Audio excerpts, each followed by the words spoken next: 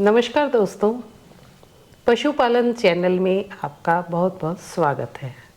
जैसा कि आपको पता ही है कि हम काफ़ी दिनों बाद आज आपसे रूबरू हो रहे हैं और इसके पीछे भी एक बहुत बड़ा रीज़न था कि डॉक्टर साहब डॉक्टर मुकेश स्वामी का पिछले जून में पथरी का ऑपरेशन हुआ था। गाल ब्लैडर में पथरी थी और वो ऑपरेशन बिगड़ गया। तब से लेके अब तक 2-3 ऑपरेशन हो चुके और आज भी उनके लीवर में एक ट्यूब डली हुई है। फिर भी बड़ी ही हिम्मत करके और जिंदा दिली से और आपकी दुआओं के साथ में आज हमारे साथ आपसे साझा करेंगे जानकारियाँ। तो आज का ये जो वीडियो हम बना रहे हैं ये है रेबीज के ऊपर।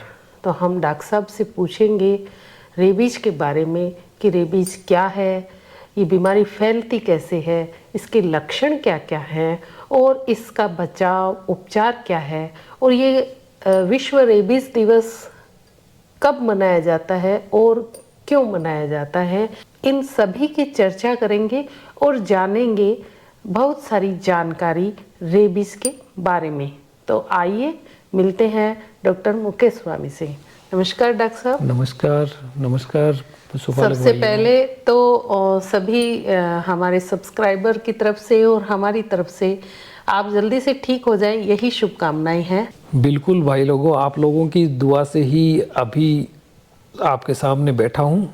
और मामूली सी चीज़ थी, एक छोटी सी पथरी थी जो यहाँ से यहाँ पर थी गाल ब्लैडर की, और उसका ऑपरेशन किया तो बाइल डक्ट फट गया और बाइल डक्ट फटने के बाद फिर एक के बाद एक जो है प्रॉब्लम्स होती गई। फिर इधर कोई एक हर्निया हो गया, उसका ऑपरेशन करवाया। फिर उसके बाद बाइल डक्ट ब्लॉक हो गई, फिर ट्यूब डलवाई, फिर स्टेंट डलवाए, स्टेंट रिमूव करवाए। अब वो ट्यूब जो है वो अभी भी डली हुई है यहाँ पर। तो लेकिन ठीक है कुल मिला करके, और भगवान ने चाहा तो बहुत जल्दी जो है रिकवरी हो जाएगी। तो डॉक्टर साहब, हम सब की तरफ से आपको बहुत बहुत शुभकामनाएं और हम ईश्वर से प्रार्थना कर रहे हैं कि आप बिल्कुल स्वस्थ हो जाएं। जी थैंक यू। तो आज हम आपसे वार्ता करेंगे रेबीज के बारे में।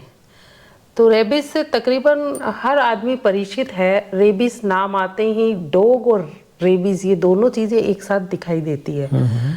तो आपसे सबसे पहला प्रश्न हमारा यही है कि सर ये रेबीज रोग होता क्या है और ये इतना महत्वपूर्ण क्यों है कि आम जन भी इससे परिचित है। रेबीज जो है ये एक फैटल जूनोटिक डिजीज़ है। जूनोटिक यहाँ दो शब्द मैंने यूज किए, एक तो फैटल और दूसरा जूनोटिक डिजीज़। बिल्कुल। तो पहले तो जान लें कि जूनोटिक डिजीज़ क्या होती है। जूनोटिक डिजीज़ जो होती हैं वो होती हैं जैसे पशु में होती हैं और वो फिर मनुष्य में आ जाती हैं। तो पशुओं से मनुष्यों में आने वाली जो बीमारियां हैं उनमें रेबीज़ प्रमुख है। इसके अलावा भी कई जो और भी डिजीज़ होती हैं वो कभी आपको जूनोटिक डिजीज़ के ऊपर वीडियो बनाएंगे तो उसमें बताएंगे। रेबीज जो है वो जूनोटिक के साथ साथ फैटल है। फैटल का मतलब ये हुआ कि अगर इस बीमारी के लक्षण प्रकट हो गए, यानी कि वायरस हावी हो गया शरीर पर और उसने लक्षण प्रकट कर दिए और ये कंफर्म हो गया कि ये बीमारी इसको रेबीज हो गई है, तो उसके बाद फिर तकरीबन उनका बचना मुश्किल होता है। यानी डेथ कंफर्म है। हाँ, ऐसा मानते हैं कि 100% जो है उसकी मृत्यु निश्चित होती है। यानी ये बीमारी मनुष्य से जानवरों में और जानवर से मनुष्यों में आती है। और अगर इसके लक्षण आप कह रहे हो कि आ गए तो फिर कोई भी उपचार नहीं। हाँ, लक्षण आने के बाद कोई उपचार नहीं है। लेकिन लक्षण से पहले कोई भी बीमारी जो होती है, कोई जैसे वायरस है या बैक्टीरिया है या कुछ भी है, वो शरीर में प्रवेश करने के बाद में लक्षण प्रकट करता है बीमारी के। उसके बीच में एक पीरियड होता है जिसको हम इनक्यूबेशन पीरियड बोलते हैं। तो उस इनक्यूबेशन पीरियड में हम मतलब जो है इसका कुछ उपचार करके और इसको हम बचा सकते हैं। तो सर आपने बताया कि ये जानवरों से मनुष्यों में, मनुष्यों से जानवरों में आती है। तो हम बहुत सारे जानवर पालते हैं अपने घरों में, तो आप जानवर वो बताइए कि कौन से जानवरों से हमें ये बीमारी हो सकती है। हाँ, वैसे तो मैं इसमें बता दूं कि जो जानवर हैं, कोई भी जानवर अपने आप में ये बीमारी नहीं देता है जब तक कि वो खुद इन्फेक्टेड नहीं होगा। तो बीमारी एक जानवर से दूसरे जानवर में या जानवर से मनुष्य में या मनुष्य से जानवर में ट्रांसफर होने से पहले एक जीव का इन्फेक्टेड होना जरूरी है। ओके। तो स्वस्थ पशु या स्वस्थ मनुष्य से कोई भी इस तरह की बीमारी ट्रांसफर नहीं हो सकती। इन्फेक्टेड का मतलब ये हुआ कि किसी जानवर के शरीर में रेबीज का वायरस है और वो जानवर अगर मनुष्य को काट लेता है या उसकी लार मनुष्य के संपर्क में आती है तो उससे वो बीमारी होने के चांसेस होते हैं। और ऐसे जो जानवर जो अधिकतर मतलब इस तरह के होते हैं वो वही होंगे जो हमारे ज़्यादातर पालतू जानवर हैं, जैसे डॉग्स और कैट लोग ज़्यादातर पालते जो हैं, और उनके बाइट के केसेस बहुत ज़्यादा आते हैं। गाय भैंस जो होती हैं वो कभी काटती नहीं है ना, इसलिए गाय भैंस से ये बीमारी आने के चांसेस कम होते हैं। लेकिन अगर किसी गाय भैंस को कुत्ते ने काट लिया और वो पागल था तो उस कंडीशन में उस गाय की लार से भी हमारे को हो सकता ये वायरस मिल सकता है। तो इसलिए कोई भी इन्फेक्टेड जानवर है जो रेबिड एनिमल बोल देते हैं हम उसको, रेबिड को आम भाषा में अपन कहते हैं पागल कुत्ता जैसे बोलते हैं, वैसे पागल कोई जानवर हड़काया है, शब्द हड़काया यूज करते हैं अपन। तो ऐसा कोई जानवर तो उसमें मेनली तो जो है वो अपने यहाँ डॉग्स बाइट के केस जो होते हैं उनसे ही आता है। तो 99% केस तो मोर देन 99% केस मान लो डॉग बाइट से आते हैं। कुछ कैट से भी आ सकते हैं, कुछ जैसे कोई मंकी इन्फेक्टेड है तो वो मंकी भी कई दफ़े पागल हो जाते हैं, वो काट लेते हैं। तो ऐसे केसेस भी होंगे। और इसके अलावा कोई वाइल्ड एनिमल्स भी कई दफ़े क्या होता है कि आते हैं और अपने जो पेट्स होते हैं गाय भैंस वगैरह हैं उनको काट लेते हैं। तो उसमें जैसे कोई गिदड़ है, कोई शियार है, कोई इस तरह के जो जंगली जानवर जो आते हैं वो उनमें भी हो सकता है कि रेबीज का विषाणु पहले से हो। यानी मुख्य रूप से आपने बताया कुत्ता, बिल्ली, बंदर, ये जानवर इनके बाइट से मतलब चांसेस ज़्यादा है रेबिट होने के। ये हमारे पालतू जानवरों को काट के भी कर मतलब सकते हैं। ये जानवर जो हैं वो ऐसे हैं जिनको जो बाइट करते हैं है ना, इनमें बाइट करने की जो है वो आदत होती है एक तरह से। तो अपने प्रोटेक्शन के लिए करते हैं, भले ही जैसे कोई आदमी इसको छेड़ता है, परेशान करता है तो वो उनमें एक हैबिट डेवलप हो जाती है बाइट करने की। और ये वायरस आने के बाद में फिर वो ज़्यादा उग्र हो जाते हैं, तो इसलिए उनके बाइट से ये आने के चांसेस रहते हैं। तो डॉक्टर साहब आपने बताया कि मनुष्यों से भी जानवरों में जाती है और जानवरों से मनुष्यों में ये बीमारी चली जाती है। अब जैसे मनुष्य इन्फेक्टेड है या नहीं उस आपके रेबीज से, उसमें रेबीज के लक्षण क्या क्या दिखाई देंगे जिससे हम पहचान सके कि ये अब रेबीज का रोगी है? बिल्कुल, देखो एक तो मनुष्य जो होता है वो अपने सिम्टम्स खुद नोट कर सकता है और वो नोट करके बता देता है। तो इसमें क्या होता है कि हम बहुत अर्ली स्टेज में जो इसके लक्षण आते हैं वो लक्षण वैसे ही आते हैं जैसे कोई एक नॉर्मल जो वायरल होता है। सर्दियों में वायरल फीवर होती हैं तो वो उसमें कैसे जुकाम जो लगती है वायरल, तो उसमें जो सिम्टम्स आते हैं लगभग वही सिम्टम इसमें भी शुरुआत में आते हैं। तो उसके हिसाब से आप देखोगे तो पहले इसमें क्या है, जैसे हेडेक हो गया, फीवर हो गई, फिर उसकी कोई नाक चलने लग गई है ना, नेजल डिस्चार्ज वगैरह स्टार्ट हो गया उसका। और देन उसके बाद में फिर आगे जैसे उसमें भी सलाइवेशन ज़्यादा होने लग जाता है, मस्कुलर क्रैम्प्स आ सकते हैं, उसको मिर्गी के जैसे दौरे होते हैं उस तरह के दौरे पड़ सकते हैं, पैरालिसिस भी हो सकता है नर्व्स का, और हाइड्रोफोबिया और एरोफोबिया डेवलप हो जाता है। हाइड्रोफोबिया का मतलब ये हुआ कि उसको पानी से डर लगने लग जाता है, पानी नहीं पीता वो, उसके पास में पानी लेके जाएंगे तो वो उसको फेंक देगा। और ऐसे ही क्या होता है, जैसे छोटे बच्चे होते हैं वो जैसे बोल करके नहीं बताते हैं, तो उनमें ऐसा देखा गया है कि वो फ्रेश एयर का झोंका जैसे लगता है या उसको कोई हवा डालता है किसी चीज़ से तो उससे वो उनके शरीर अकड़ जाता है, स्पाज्म डेवलप हो जाता है उनकी बॉडी में। तो वो ऐसी अकड़न अगर फ्रेश एयर से अगर उसमें अकड़न आ रही है, इसका मतलब उनको रेबीज की संभावना है कि उनमें रेबीज डेवलप हो चुकी है। यानी आपने जो और लक्षण बताए वो तो किसी और बीमारी में भी हो सकते हैं, लेकिन ये दो लक्षण बिल्कुल अलग बताए आपने, हाइड्रोफोबिया और एयरफोबिया। हाँ, इसको रेबीज का एक्चुअल में रेबीज को जानते भी हाइड्रोफोबिया के नाम से हैं। तो ये कन्फर्मेटरी जो है वो लक्षण यही होता है इसका कि उसको पानी से डर लगने लग जाता है। यानी पानी वो बिल्कुल नहीं पिएगा? नहीं, बिल्कुल भी पानी नहीं पीता वो। यानी आप ये कहना चाह रहे हो कि मनुष्य में लक्षण, सबसे बड़ा लक्षण यही है कि वो पानी के करीब भी नहीं जाएगा, पिएगा भी नहीं। हाँ, दूसरा भी कोई अगर वो लेकर के आएगा तो उसको बिल्कुल ऐसे अकड़ सा जाएगा और उससे दूर हटेगा। यानी ये मोटे लक्षण है कि उसे हवा से भी स्टिफनेस आएगी और पानी से भी डर लगेगा। ये दो मोटे लक्षण है। बाकी तो और वायरल डिजीज में जो लक्षण होते हैं वही आएंगे। हाँ, शुरू में वही लक्षण इसमें। एक आपने ये बताया कि उसकी लार स्लाइवा है वो ज़्यादा बनने लग जाएगा, यानी बहने लग जाएगा मुंह और नाक से। हाँ, वही तरह से नेजल डिस्चार्ज और जो सैलाइवेशन है, आंखों से भी आता है? आंखों से भी आंसू आते हैं, आंखों से भी। तो सर आपने ये बताया कि मनुष्यों में तो इस तरह के लक्षण है, क्या सेम चीजें पशुओं में भी दिखाई देती है या कुछ और लक्षण होते हैं उनके? हाँ, पशुओं में भी यही जैसे सिम्टम्स होते हैं, लेकिन अब जैसे पशु का हेडेक हो रहा है हमें नहीं पता लगता।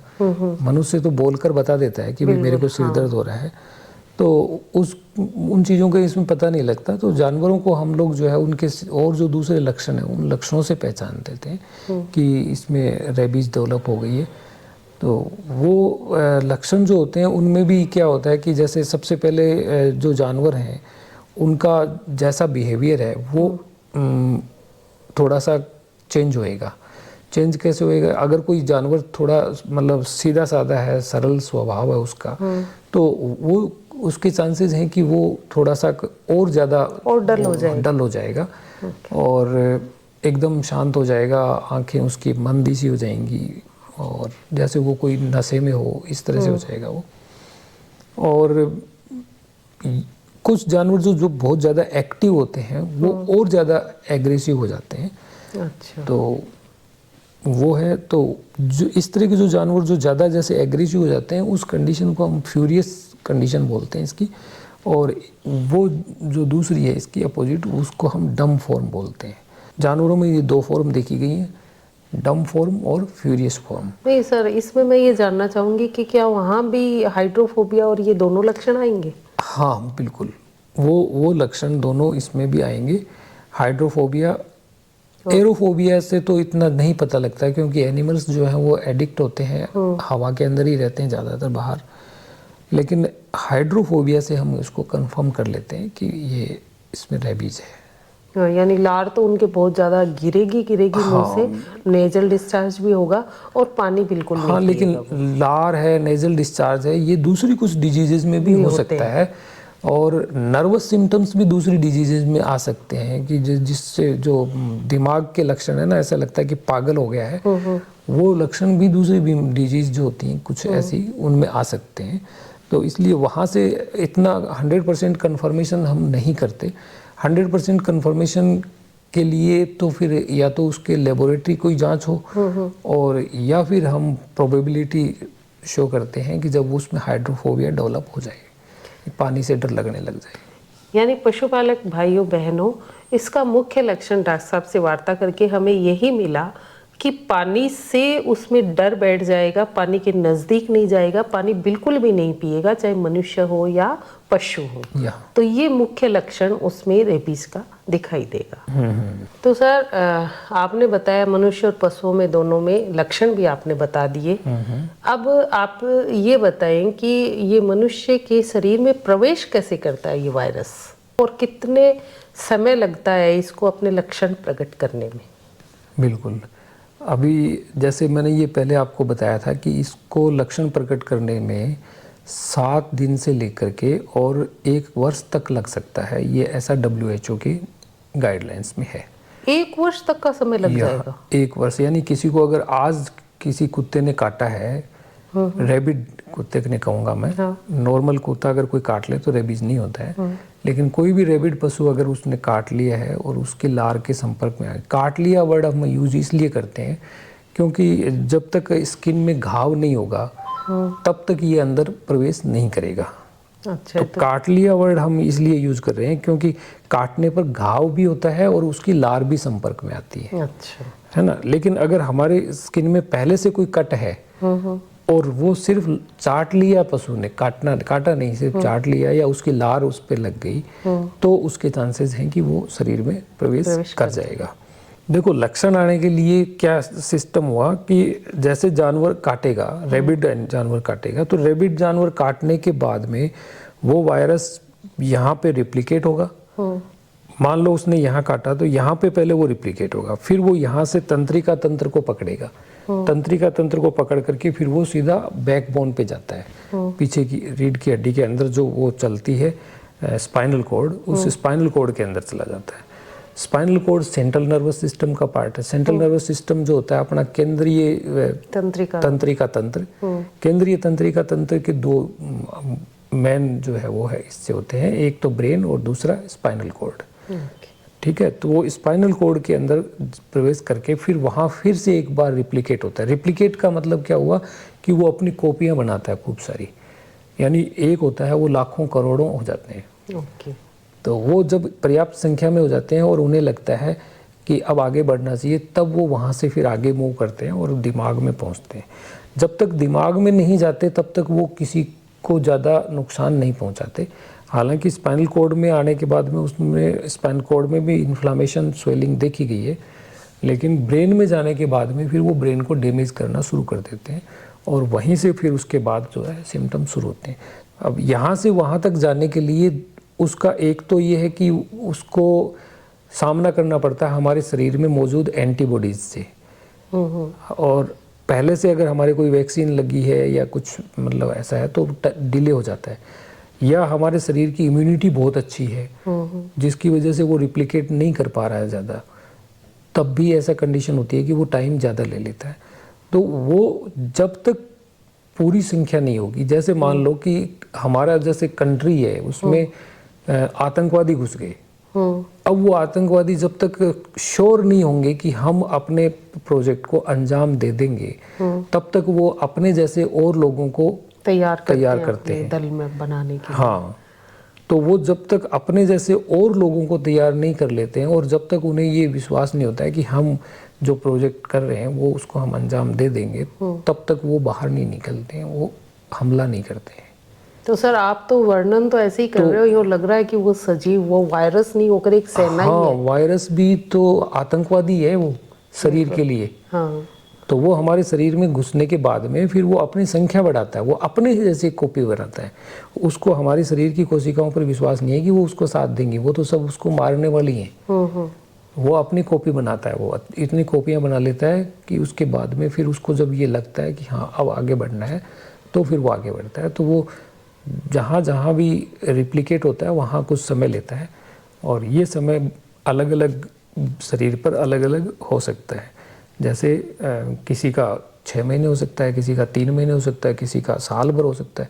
और इवन वैसे तो देखा जाए तो कुछ कभी खबरों में आया है और सुनने में भी आया है कि ये 10-20 साल या उससे भी ज़्यादा भी हो सकता है। तो सर अपन ने एक न्यूज़पेपर में पढ़ा था अपन ने कि उसमें 80 इयर्स का वो ओल्ड व्यक्ति में और बचपन में कोई डॉग बाइट हुआ था, उसमें लक्षण यानी इतनी लेट भी प्रकट हो सकते हैं। हाँ बिल्कुल सही है, वो पेपर में पढ़ा था कि बचपन में किसी को काटा था और उसके 80 साल के ऊपर जो है जाकर के, जब 80 साल के बाद में उसको जो है रेबीज के सिम्टम्स आए थे, तो उसकी जब हिस्ट्री ली गई तो उसमें पता लगा कि उसको कभी और तो डॉग बाइट कभी हुआ ही नहीं था, कोई बचपन में ज़रूर डॉग बाइट हुआ था।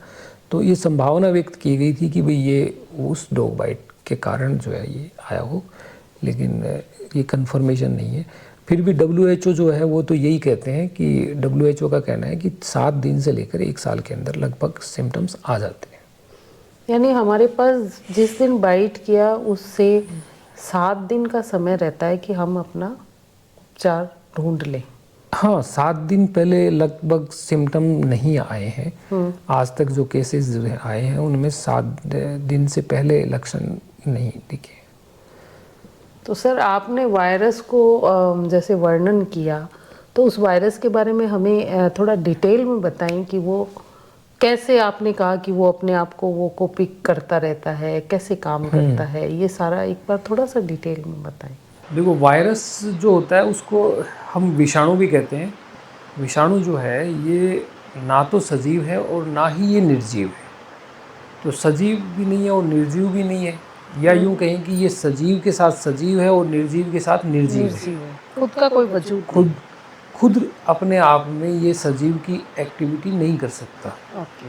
क्योंकि सजीव जो भी हैं उनकी एक जो मूलभूत इकाई होती है कोशिका, उस कोशिका के अंदर एक जीव द्रव्य होता है और जीव द्रव्य में सारी क्रियाएं होती हैं। तो इसके पास में ना तो कोई ऐसी कोई बाहर की झिल्ली है जिसके अंदर कोई द्रव्य हो, ये तो एक सिर्फ आरएनए की स्ट्रैंड है ना। आरएनए डीएनए क्या होते हैं, ये जो साइंस जो पढ़ते हैं वो लोग जानते होंगे कि भी डीएनए और आरएनए जो है ये कंट्रोल करते हैं उस कोशिका के काम को, कि वो कोशिका क्या काम करेगी।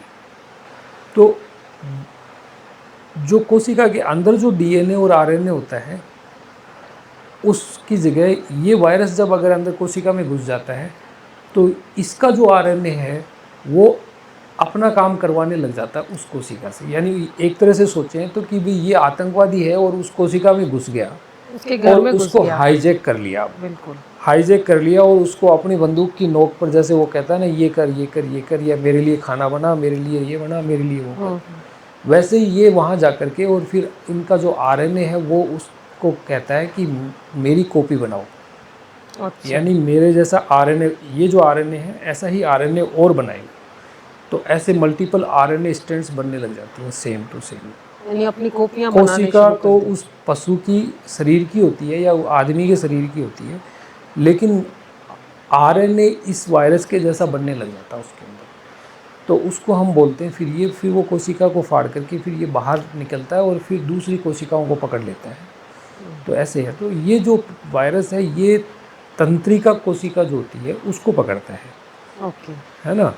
और उसके अंदर ये रिप्लिकेट करता है। इसको रिप्लिकेशन बोलते हैं इस प्रोसेस को। यानी अपने जैसे डुप्लीकेट बनाना। हाँ, अपने जैसे डुप्लीकेट बनाना, अपने जैसे बहुत सारे ये स्ट्रैंड्स बना लेगा आरएनए के, और वो एक तरह से एक आरएनए स्ट्रैंड मतलब एक वायरस है। तो ऐसे बहुत सारे करोड़ों यानी अपनी फौज तैयार कर लेगा। बिल्कुल, ये अपने जैसी पूरी तैयार कर लेगा फौज। तो वायरस जो है ना, यहाँ हमें ये एक चीज़ ये समझने की ज़रूरत है कि वायरस जो होता है वो तब तक एक्टिव नहीं होता जब तक वो किसी कोशिका के अंदर नहीं प्रवेश करता। अच्छा। है ना। जब तक वो बाहर है तब तक वो एक तरह से निर्जीव है, यानी वो एक से दो नहीं हो सकता कभी भी बाहर। इसलिए क्या होता है कि जैसे डॉग बाइट का केस अगर हो तो हम क्या करते हैं कि उसको हम वॉश करते हैं पानी से, साबुन से। वो इसलिए करते हैं कि वो कोशिका के अंदर जब तक नहीं जाएगा तब तक वो बाहर है तो वो उसको हम डिस्ट्रॉय कर सकते हैं। तो ये वायरस जो है वो इतना फ्रेजाइल होता है कि हम इसको गर्म करके डिस्ट्रॉय कर सकते हैं। हम साबुन जैसे है उसका उपयोग करके और फिर उसको डिस्ट्रॉय कर सकते हैं। और अगर हम अल्कोहल यूज़ करें 70% स्पिरिट वगैरह जैसा होता है तो उससे भी ये नष्ट हो जाता है। और कोरोना में जैसे हमने देखा था हाइपोक्लोराइड जो यूज़ करते थे तो उससे भी ये नष्ट होता है। तो हमने जान लिया कि ये जो वायरस है ये क्या है और कैसे काम करता है। तो सर अब हम उपचार की तरफ बढ़ते हैं कि इसके उपचार और बताइए कि क्या क्या है। हाँ, उपचार तो देखो, लक्षण आने के बाद तो इसका कोई उपचार है नहीं, तब तो उसके बाद तो ऐसे मानते हैं कि भी मृत्यु निश्चित है उसकी, यानी बचाव ही उपाय। लक्षण आने के बाद। लेकिन लक्षण आने से पहले उपचार का मतलब ये हो गया कि लक्षण, कुत्ते ने काट लिया, डॉग बाइट है केस, तो पागल कुत्ते ने अगर काट लिया तो काटने के बाद में लक्षण आने तक का जो इंक्यूबेशन पीरियड का जो टाइम हमारे पास रहता है, उस ड्यूरेशन में हम प्रयास कर सकते हैं कि हम उस वायरस को वहीं रोक दें, है ना, और वो आगे नहीं बढ़े, रिप्लिकेट नहीं हो पाए। तो वो जो है वो पॉसिबल है इसके टीके से। मतलब शरीर जो है उसमें हम एंटीबॉडी बना लें, ऐसा करके हम इसको रोक सकते हैं। तो उसके लिए क्या होता है कि एंटीबॉडीज़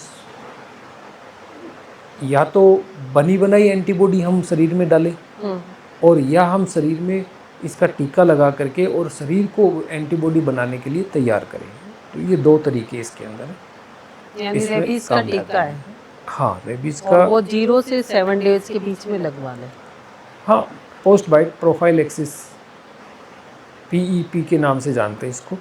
तो इसमें क्या करते हैं कि जिस दिन डॉग बाइट हुआ है उस दिन पहला टीका लगता है, फिर उसके बाद तीसरे दिन लगता है, फिर उसके बाद 7वें दिन लगता है और फिर 14 दिन पे, फिर 14 दूने 28 दिन पर और फिर उसके बाद 90 दिन पर। तो इस तरह से 6 इंजेक्शन का पूरा एक कोर्स है, तो वो पूरा करना होता है। अगर वो रेबिड है तो डॉग, अगर वो रेबिड नहीं होता है तब भी हम 3 टीके लगा लेते हैं और उसके बाद में चौथे, पांचवें, छठे टीके की ज़रूरत नहीं होती है। 3 टीके ही हम क्यों लगाते हैं? क्योंकि इसमें ऐसा होता है कि देखो खाना पानी सब छोड़ देता है वो जानवर। तो ऐसा देखा गया है कि लगभग 10 दिन के अंदर सिम्टम आने के बाद में और उस जानवर की डेथ होनी है। तो अगर किसी कुत्ते ने, जिसने पागल कुत्ते ने काटा है, उस कुत्ते को हम ऑब्जर्व करेंगे तो वो 10 दिन के अंदर मर जाएगा वो, अगर वो रेबिड था तो। अगर वो 10 दिन में नहीं मर रहा है तो इसका मतलब वो रेबिड नहीं था। तो हम वो टीका 3 ही लगवाएं। हाँ, तो 3 टीके लगाने से भी हमारा काम हो गया। हमारे एंटीबॉडी इतने बन गए कि अभी अगर हमें भविष्य में भी कोई अगले 2-3 महीने में भी अगर कोई कुत्ता काटेगा तब भी वो वैक्सीन हमारे काम करेगी। हाँ, लेकिन यहाँ मैं एक सुझाव और दूंगा कि अगर किसी के प्रोफाइलेक्टिक ये टीके 3 लग गए हैं और भविष्य में उसको फिर किसी कुत्ते ने काट लिया जो पागल था, ऐसा कोई सिम्टम है उसके कि भाई वो रेबिड हो सकता है, तो उस कंडीशन में सिर्फ इसी प्रोफाइलेक्टिक कोर्स के ऊपर डिपेंड नहीं रहें, बल्कि पूरा अगर कोर्स दोबारा से करवा लें तो ज़्यादा बेहतर है। तो सर जैसे अपने टीका लगा लिया तो ये कितने टाइम तक मतलब इम्यूनिटी रहेगी इसकी? हाँ, इम्यूनिटी अभी जैसे बताया मैंने कि हमने जैसे टीका लगवाया तो उस टीका लगवाने के 3 महीने तक इसकी इम्यूनिटी बहुत अच्छी रहती है। 100% का मतलब इसका रिजल्ट है। और उसके बाद में वैसे 6 महीने तक का टाइम मानते, कुछ लोग इसको 1 ईयर तक का भी लेते हैं। यानी हमें जिसने काटा है उस पे भी वाच रखें और अपना टीकाकरण भी करवाएं। बिल्कुल। तो वो 10 दिन में अगर उसकी डेथ हो जाती है और उसके सिम्टम्स आ जाते हैं तो हमें पूरा कोर्स करना है। और अगर वो 10 दिन बाद भी बिल्कुल स्वस्थ है तो नॉर्मल था वो, हाँ, तो हमें वो तो हम टीकाकरण 3 टीके के बाद उसको रोक सकते हैं। बंद कर दें। तो सर ये तो था कि डॉग बाइट करने पर हम क्या करें। अब कोई ऐसा व्यक्ति है या मेरे जैसा ये सोचता है कि भाई मुझे भविष्य में कोई कुत्ता काट सकता है, तो इसके लिए क्या बचाव किया जा सकता है? हाँ, ये क्या है एक्चुअल में ये रेगुलर प्रैक्टिस में नहीं है और होना भी नहीं चाहिए रेगुलर प्रैक्टिस में, क्योंकि डॉग बाइट के चांसेस बहुत कम होते हैं और इम्यूनिटी जो है इसकी हम इसको 3 महीने तक 100% मानते हैं। इसलिए ये जो टीकाकरण जो प्रोफाइलेक्टिक जो पहले से जो मतलब बिना काटे ही अगर हम टीका करवाना चाहते हैं तो ये जनरली वो लोग करते हैं जैसे कोई पागल कुत्तों को पकड़ने का काम करते हैं या फिर कोई लेबोरेटरी में काम करता है जहाँ पर ये कोई रेबीज से संबंधित अनुसंधान कर रहा हो, वायरस के कांटेक्ट में आते रहते हैं, तो ये उनके लिए तो वो लोग इसका टीकाकरण एक्चुअल में ऐसा करवा सकते हैं प्रोफाइलेक्टिक टीकाकरण में इसका जैसे एक टीका लगता है, फिर उसके बाद में 7 दिन बाद में फिर एक दूसरा टीका लगा देते हैं। और एनिमल्स में ज़रूर विशेष तौर से जैसे जो पेट्स होते हैं हमारे, जो डॉग्स वगैरह हैं जो रखते हैं लोग, तो उनको उन डॉग्स का टीकाकरण ज़रूर करवा लेना चाहिए। तो वो प्रोफाइलेक्टिक टीकाकरण जो है वो 2 तरीके से होता है कि एक तो क्या है कि जैसे मान लो कोई छोटा बच्चा ही है, पप है, तो उसका टीकाकरण होगा। और एक कोई ऐसा बड़ा कुत्ता है जिसका आज तक कभी उन्होंने टीकाकरण नहीं करवाया है, अनभिज्ञ थे, लेकिन अब वो उसका टीकाकरण करवाना है तो उसका भी वो टीकाकरण करवा सकते हैं। तो पहले मैं जैसे बताऊं कि अगर छोटा बच्चा है तो छोटा बच्चा जो है उसको हम 80-85 दिन की जो उसकी एज होती है उस पर पहला टीका लगा करके और उसके बाद में दूसरा टीका उसका 21 या 28 यानी 3 या 4 हफ्ते के बाद में लगा देते हैं। तो 3 से 4 हफ्ते के बीच में फिर उसके बाद दूसरा टीका लग जाना चाहिए, पहले टीके के 3 हफ्ते बाद। तो ये 2 टीके लगने के बाद में फिर उसको 6 महीने से या 1 साल से, जनरली तो 1 साल से ही रिपीट किया जाता है उसको, लेकिन आजकल प्रैक्टिस में आ रहा है कि कुछ लोग 6 महीने बाद भी इसको रिपीट करवा रहे हैं। यानी हर 6 महीने पर उसकी हाँ, हर टीका 6 महीने लगेगा। बाद भी उसको टीका लगवा रहे हैं, ऐसा आजकल देखने में आ रहा है। कुछ जगह ऐसा फॉलो करते हैं। तो वो आप अपने जो है नियर बाई जो भी कोई चिकित्सक है उनसे कंसल्ट करके और उस शेड्यूल को फॉलो कर सकते हैं। और जो बड़े जो वो और है, हाँ, बड़े जो डॉग्स हैं जिनका आज तक अभी तक हमने कभी कोई टीकाकरण नहीं करवाया है, तो उनका एक टीका लगवा करके और दूसरा टीका एक 7 दिन बाद में लगा करके फिर उसके बाद वही 6 और 1 साल वाला सिस्टम फॉलो कर सकते हैं। तो उसके लिए जो है टीकाकरण जो है नियर बाई जो भी कोई वेटनरी डॉक्टर हैं उनसे कंसल्ट करके करवा लें। तो सर आपने बहुत अच्छी जानकारी दी रेबीज़ के बारे में कि रेबीज़ वायरस कैसे काम करता है और हमें अपना बचाव कैसे करना है, टीकाकरण कैसे करवाना है और हमारे शरीर में ये कैसे प्रवेश कर सकता है। बहुत सारी भ्रांतियाँ थी जिनको आप दोस्तों जब सुनेंगे कि हमारे अंदर समाज में भ्रांतियाँ फैली हुई है कि उसको टच भी कर दिया तो हमारे रेबीज़ हो सकता है। वो सारे मिथक हाँ, वो ऐसा आपके कुछ भी नहीं है कि टच करने से या उसको खिलाने पिलाने से या ऐसा ऐसा हो जाता होगा। तो अब आपसे ये पूछ रहे हैं कि ये विश्व रेबीज दिवस भी मनाया जाता है, तो ये कब मनाया जाता है और क्यों मनाया जा रहा है? इसी डेट को क्यों मनाते हैं? है। देखो, एक फ्रांसीसी वैज्ञानिक हुए थे लुईस पाश्चर, जिन्होंने रेबीज़ के ऊपर बहुत अच्छा काम किया था और तब तक कोई टीके वगैरह कोई इसके इजाद नहीं हुए थे और इस बीमारी के बारे में बहुत कम लोग जानते थे और ऐसे कोई केस आते थे तो वो मृत्यु निश्चित होती थी उनकी। तो उन्होंने इस पर काम किया और इसका टीका डेवलप किया उन्होंने और एक 15 साल के बच्चे में उन्होंने पहला टीका लगाया था। फिर उसके रिजल्ट बहुत सही रहे उनके काफ़ी टाइम। कुछ समय बाद में उन्होंने फिर और लोगों के भी जो डॉग बाइट के थे, क्योंकि मरना तो निश्चित होता था, इसलिए उन्होंने उनसे उनके टीके का लाभ लिया और उनकी लाइफ बची, काफ़ी समय तक वो जीवित रहे। तो उन्होंने जो काम किया था उसके बाद में उनकी जो डेथ थी वो 28 सितंबर को हो गई थी। ओके। तो 28 सितंबर को जो उनकी पुण्यतिथि है हाँ। उसके ऊपर rabies day, world rabies day मनाया जाता है। तो 28 सितंबर को मनाने का यही कारण है कि लुईस पाश्चर की जो पुण्यतिथि थी और उनके सम्मान में हम इसको मनाते हैं। और इसको मनाने का औचित्य ये है कि जैसा उनका विचार था कि भाई इस जो रेबीज़ है, इस रेबीज़ का उन्मूलन संभव है। तो उन्मूलन जो है वो कब संभव होगा, जब इसके प्रति जागरूकता आएगी। जागरूकता हो। तो जागरूकता लाने के उद्देश्य से ही इसको मतलब जो है इस दिन मनाया जाता है, ताकि इस दिन लोग इस पर चर्चा करें, चर्चा कर। इसके ऊपर और इसके बारे में जानें और इसको समझें और बचाव के प्रयास करें ताकि इसका उन्मूलन किया जा सके। तो पशुपालक भाइयों की हम कोई भी डे मनाती है, हमारी सरकार या विश्व स्तर पर कोई भी डे जब मनाया जाता है, सेलिब्रेट किया जाता है, तो उसके पीछे यही मंशा रहती है कि लोगों में जागृति आए, लोग जागरूक हो, उसके बारे में जाने, चर्चा करें और उस समस्या का समाधान कर सकें। तो सर अब एक क्वेश्चन ये भी उठता है कि पालतू आजकल डॉग्स तकरीबन सभी जगह रखने लगे, शहरों में भी रखने लगे, गाँव में भी रखते हैं, खेतों की सुरक्षा के लिए भी रखते हैं। अब रखते तो पशु प्रेमी है वो रखते हैं, लेकिन हम किसी पड़ोस को वो काट जाए डॉग, तो क्या कुछ बनता है उसके पालक के ऊपर? बिल्कुल, अगर किसी पालतू कुत्ते ने किसी व्यक्ति को काट लिया तो जो पालतू कुत्ता जो है उसका मालिक जो है उसके ऊपर केस किया जा सकता है और वो केस जो है वो आईपीसी 289 के तहत होता है, जिसमें 6 महीने का कारावास और कुछ आर्थिक दंड दिया जाता है। तो डॉक्टर साहब आपका बहुत बहुत धन्यवाद कि रेबीज के बारे में इतनी अच्छी विस्तृत और जानकारी दी, और वो भी बिल्कुल सरल शब्दों में। आपसे वार्ता करते हुए यूँ लग रहा था कि जैसे कोई आतंकवादी है और वो किसी देश में घुस गया और किस तरह से वो फैलाता है, वो वायरस के बारे में जान के ऐसा लग रहा था कि सचित्र ही वर्णन हो रहा हो।